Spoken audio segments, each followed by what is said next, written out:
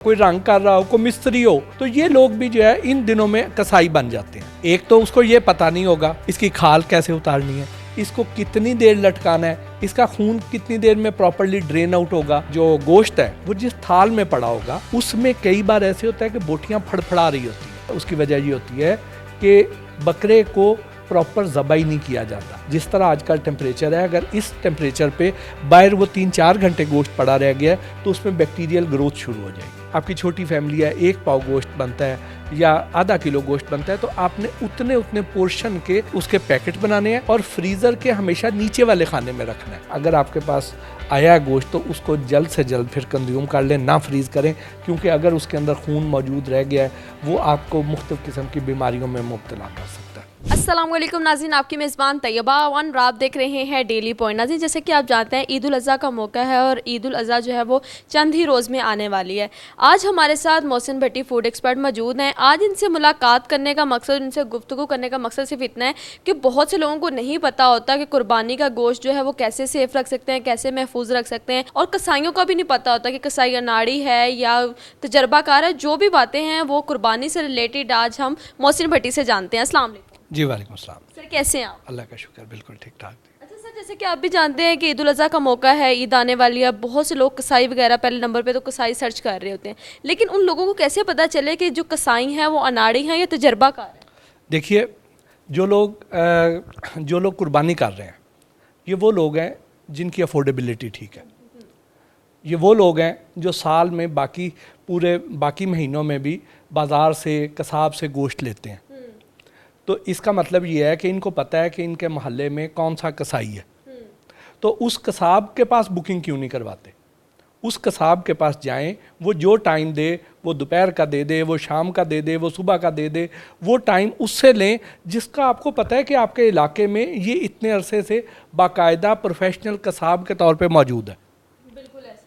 अगर हम उस पे नहीं जाते हैं फिर हमें मौसमी कसाई मिल जाते हैं। वो कसाई जो हो सकता है किसी दफ्तर में वो गार्ड का काम करता हो और इन दिनों में वो उसने छुरियां वगैरह लेके तो वो कसाब बन गया हो, कोई रंग कर रहा हो, कोई मिस्त्री हो, तो ये लोग भी जो है इन दिनों में कसाई बन जाते हैं।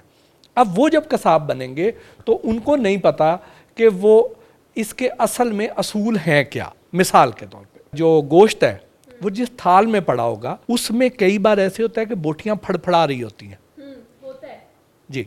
अब उसकी वजह क्या होती है? उसकी वजह ये होती है कि बकरे को प्रॉपर ज़बाई नहीं किया जाता। प्रॉपर ज़बा ना करने से मुराद क्या है कि उसके गले के अंदर जो सारी उसमें 3-4 रगें होती हैं। अब उसमें से एक खून वाली है, एक सांस वाली है, एक हराम मगज़ को कनेक्ट करती है दिमाग के साथ, यानी दिमाग को जिस्म के बाकी हिस्सों के साथ कनेक्ट करती है। अब जैसे ही उसकी शहरक काटनी है उन्होंने, तो वो पूरी नहीं काटी जाती, उसको आधा काटना चाहिए। और उसके साथ ये जो नाली होती है जो दिमाग को जिस्म के बाकी हिस्सों के साथ कनेक्ट करती है, उसको नहीं काटना चाहिए। उसको नहीं काटना चाहिए। अब अगर उसको काट देंगे तो दिमाग का जिस्म के साथ राब्ता मुनक़ता हो जाएगा। उसको नहीं पता चलेगा कि अब करना क्या। दिमाग तो इंस्ट्रक्शन देता है कि ज़बा हो गया तो अब उसको फड़फड़ाओ और खून प्रॉपर्ली ड्रेन आउट हो।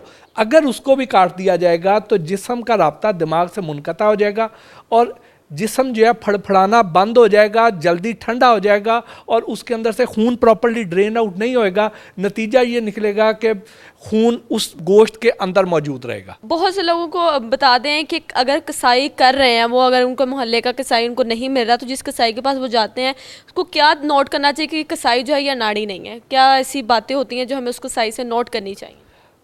एक तो उसको ये पता नहीं होगा कि इसकी खाल कैसे उतारनी है, इसको कितनी देर लटकाना है, इसका खून कितनी देर में प्रॉपर्ली ड्रेन आउट होगा। उसकी वो जो ज़रब लगाएगा वो एक ज़रब से उसको अलहदा हड्डी को नहीं करेगा, वो बार बार उसको मारेगा, चोट लगाएगा और उसका नतीजा ये निकलेगा कि वो हड्डियों का चूरा कर देगा, वो गोश्त की कटिंग ख़राब कर देगा।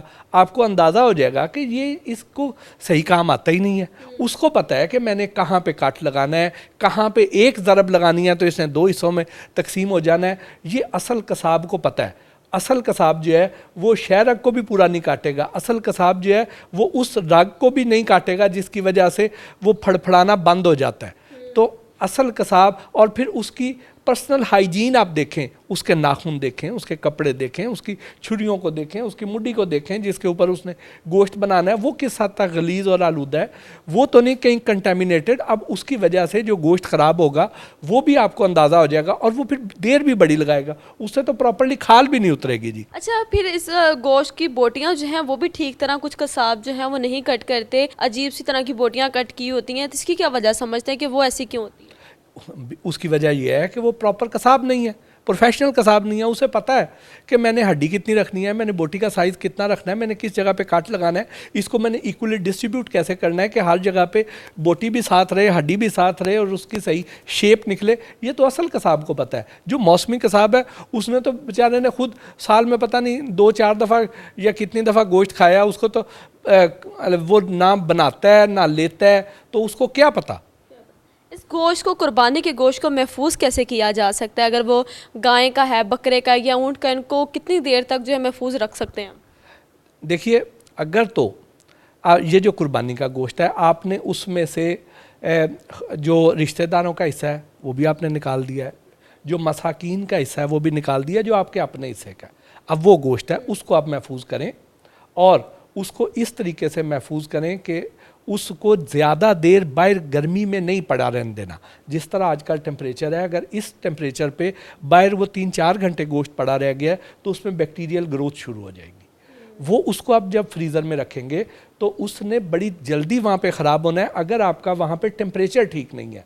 और इसमें करना ये है कि आपके घर में एक वक्त में जितना गोश्त बनता है, सपोज़ आपकी छोटी फैमिली है, 1 पाव गोश्त बनता है या आधा किलो गोश्त बनता है, तो आपने उतने पोर्शन के उसके पैकेट बनाने हैं और फ्रीज़र के हमेशा नीचे वाले खाने में रखना है। क्यों जी, ऊपर वाले खाने में नहीं रखना, क्योंकि अगर आप ऊपर वाले खाने में रखेंगे तो इसमें अगर किसी वजह से लाइट लंबी चली गई है, बार बार फ्रीज़र खुला है, फ्रीज़र का दर्जा हरारत बढ़ गया है, तो उसमें जो खून होगा वो नीचे टपकेगा। नीचे आपने बर्फ़ रखी हुई है, आइसक्रीम रखी हुई है या डिज़र्ट बना के रखी है, तो वो उसको भी आलूदा करेगी। दूसरी ये है कि आपने जब गोश्त का पैकेट, इसको एक पोर्शन साइज़ के मुताबिक बनाने का मैंने क्यों कहा है कि अगर आपने पोर्शन साइज़ के मुताबिक नहीं बनाया तो आप वो निकालेंगे बड़ा पैकेट, उसमें से जितना आपने इस्तेमाल करना है एक दफ़ा सारे को डीफ्रॉस्ट करेंगे, उसमें थोड़ा निकाल के बाकी को दोबारा फ्रीज़ करेंगे, तो वो अपने साथ भी जुल्म करेंगे और अपने प्यारों के साथ भी जुल्म करेंगे, क्योंकि वो जब डीफ्रॉस्ट होगा और फिर दोबारा उसको फ्रीज़ नहीं किया जाना चाहिए। उसके बाद या तो आप उसे पका के रखें या फिर सारे को उसी वक्त इस्तेमाल कर लें, या फिर आपने पोर्शन बना के रखे हों कि उतना ही आपने निकालना है और उसी को ही डीफ्रॉस्ट करना है, बाकी सारे को नहीं छेड़ना। उसके बाद और इसको आपने कोशिश करनी है कि जितना जल्दी कंज्यूम हो सके उतना जल्दी काट लें। वजह उसकी ये है कि हमारे बहुत से इलाके ऐसे हैं जहाँ पे लोड शेडिंग ज़्यादा है, तो उसमें हमारा गोश्त जो है ज़्यादा देर नहीं निकालेगा।